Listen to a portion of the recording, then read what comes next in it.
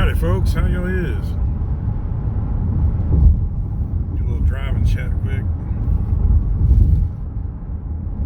I want y'all to listen to my message today because it's very important. I'm talking to some suppliers and stuff about upcoming commodities and all. And there's stuff going on in this country right now that you need to be aware of. Farmers cannot afford to plant crops. Fertilizer is so expensive. The fuel they need to plant the crops is so expensive. The parts they need to fix their tractors are unavailable. You're going to see an absolute complete collapse this fall of, you think supply chain issues have been bad in the past? Just get ready, folks. It's coming big time. In this country, we need to reverse action immediately, or there ain't gonna be nothing left. If farmers can't plant crops, that means you don't eat. If truckers can't drive products to your markets, you can't eat. I talked to a trucker yesterday who was saying that he was based out of California and could only stay in this area because the fuel prices, he can't afford to do any kind of long haul and do his normal routes. I mean, listen to that, man. If you can't go haul stuff from place to place because the fuel price is too high and you can't make a living doing it, you're not going to do it. If a farmer cannot make a living, raising vegetables, or a rancher can't raise cattle, or afford to feed the cattle, or afford the fertilizer to grow the hay that feeds the cattle, well, common sense says you ain't gonna do a job that you can't feed your family on, right? People like me can't afford to drive 2 hours each way and still make any money because you're putting all your money in fuel. We're in dire straits, folks. I'm not trying to be the scare all y'all, but you gotta start thinking about things. Get your financial business in order. Get right with the Lord. We're in for some dire straight times here, and things are getting so far out of hand right now. Stock up on food, that will stay good, canned goods and stuff that will stay good. Grow a garden. If you hadn't started, it's not too late. You can grow a garden of some sort just about all year round, even if it's in a windowsill and you have some tomatoes or something like that. With the fuel crisis and all, you think about peak summertime, you're going to have these rolling blackouts and stuff going on all summer long because there's just not enough fuel to go around the power grid.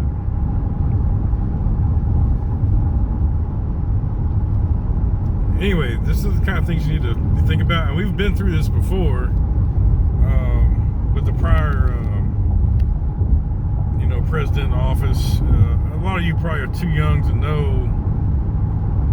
And I was a young child at the time myself, but I do remember, the Jimmy Carter days and waiting in line for gas. And you remember in the early 80s how we had to have farm aid to bail the farmers out because things had gotten so bad due to bureaucracy and government control of things. The government can blame things on wars and whatever, They're good at blaming whatever, it's causing this. But when the government is directly in cause of this, by refusing drilling, by refusing fracking, by putting us in this situation in the first place, and then there's all these people out there say, oh, well, the government will bail us out. With what? Print more money so we can have more inflation? How are we funding a war over in the Ukraine right now? Oh, we're printing more money to pay for it. What does that mean? It means your dollar's worth less and less and less. You know, I've been around through a lot of administrations in office and all. And I've never, ever.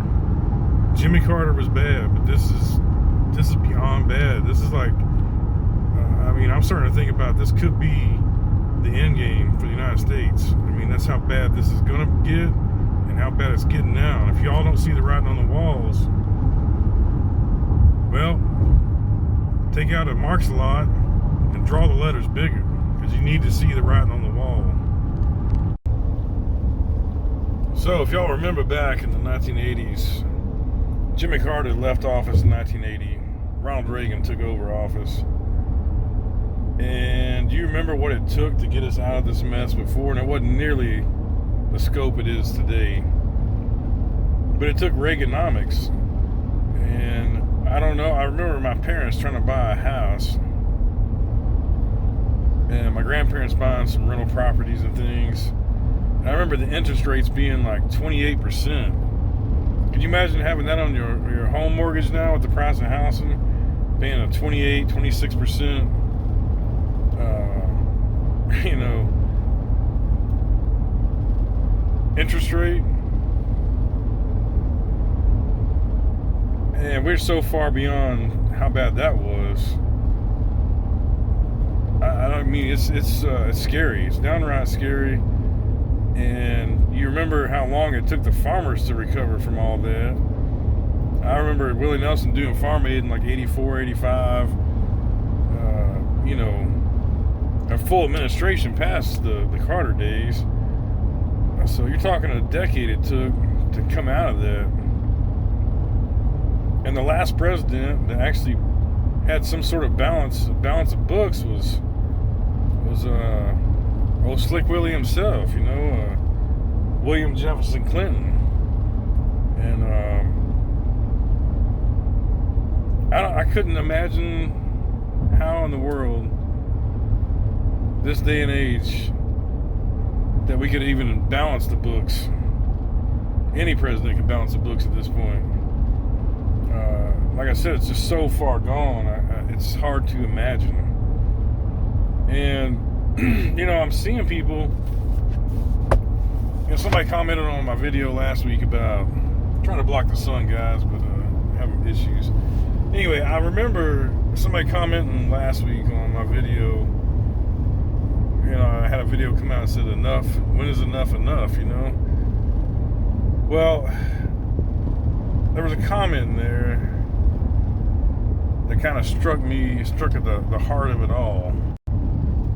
And that comment said something to the effect of, I guess people have a lot more money than I thought they had. And that's not even the case. People are borrowing at just astronomical levels, charging gasoline on charge cards. I mean, at a certain point, you get to the point where you can't get out. But then when you have your teacher as the government, if you believe that the government is your your straight and narrow path, they hadn't balanced the books in almost 30 years. So if you're learning from the government, borrow, one day you got to pay the piper. And that's where that's where people are going to be if you're trying to keep up with your lifestyle. And you know, gas is, when Trump left office, gas was like, you know, $2 a gallon, $2.20, something like that. Now it's $5 a gallon. So if you are trying to live your normal lifestyle and you're paying $1,000 more a month for gas, for, you know, you, your wife or your husband, and you got a kid or something you're paying gas for while they're going to high school or whatever, you're talking $1,000 or more. It's went up. I mean, how can you sustain that without making a lot more money? And they say, oh, well, everybody's making more money now. You know, you go get a job now and they're paying $15, $16 an hour for a burger flipper. what does that do? When things cost this much, $15, $16 an hour is like making $3 an hour. I mean, it ain't nothing.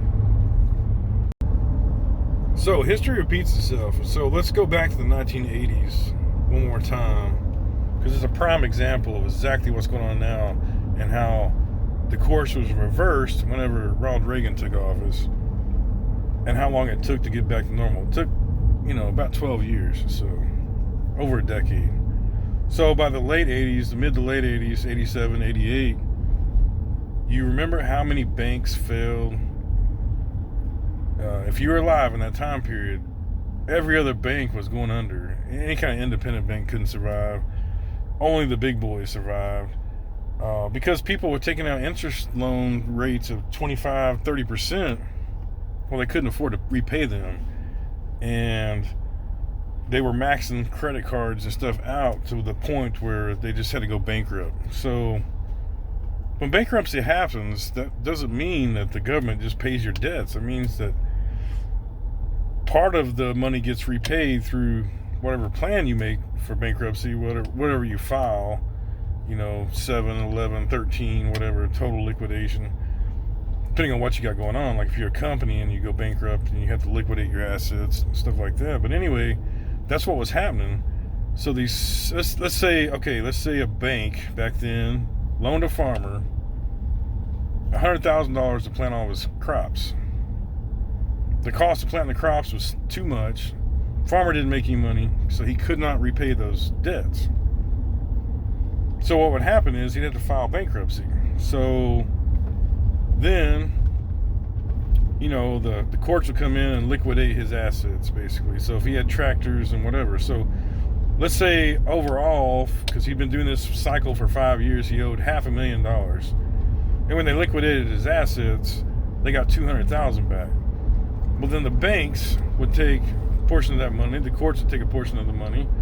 And so that bank on a loan of $500,000 may get, $150,000, $200,000 back after years of trying to recoup the money. So naturally, the banks go under because they can't survive that. And so we're in the cycle now of where this hyperinflation is going on, and it's going to take these super large interest rates to bring it back to some sort of normal, which, like I said, we're so far gone, I don't think a decade would fix this now. But we got serious issues, because this is cycle one, and then down the road you'll see the trickle effect into the banks and the high interest rates, and everybody charged to the maximum where they can't afford to repay their debts. And man, it's going to be a mess for the next decade or so. Complete mess. So prepare yourself now. Cut back where you can, and try to save as much as you can in places you can save. Like, do you really need an $8 cup of coffee in the morning? Stuff like that. You need to start thinking about things like that, because we're in for a long, dark winter, even though it's summer. Thanks for watching, folks. I hope some of this resonates with you, and you take some of that advice to heart. And what's your thoughts on how things are going? Thanks for watching. See you guys next time.